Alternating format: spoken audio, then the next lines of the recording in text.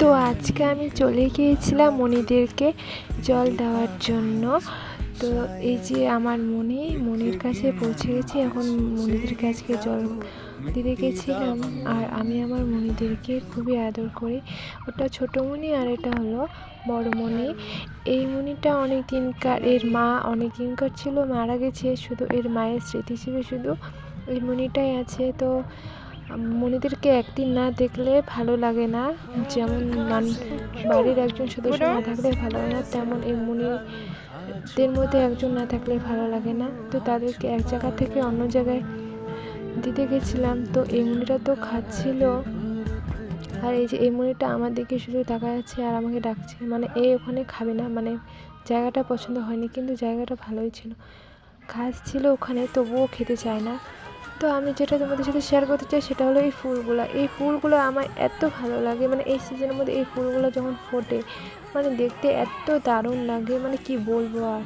এই ফুলগুলো আমাকে খুবই ভালো লাগে। আমাদের ভাষায় এগুলোকে ভারতী ফুল বলি। আর দেখতে পাচ্ছ কতগুলো ফুল, সব জায়গাতে এই ফুলগুলো আছে, সবাই হয়তো জানো। এই ফুলগুলো মানে কি বলবো আর, ভিডিও করছি তাই মানে ভাবছি একটা ভিডিও করে ফেলি। আর এই যে ফুলের বাগান দেখতে পাচ্ছ। তো চলো, এই ফুলটার নাম কিন্তু আমি জানি না, মানে জানি না মানে কি গাছটার নাম, জঙ্গলে হয় এই ফুলগুলো, দেখতে কিন্তু প্রচণ্ড ভালো। আর এই ফুলগুলোর নাম আমি জানি, ফুলগুলোর নাম হচ্ছে তুলসী ফুল, এগুলো পুজো দেওয়া যায়।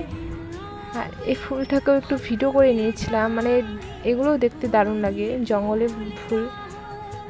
তো আমার ভিডিও মানে ভাবছি আজকে তোমাদের সাথে এগুলো শেয়ার করব। তো দেখতে পাচ্ছ আমার মণিদেরকে আমি অন্য জায়গায় দিয়েছি, এখন আমি চলে যাব বাড়ি। তো চলো টাটা, এই ভিডিওটা এখান থেকে।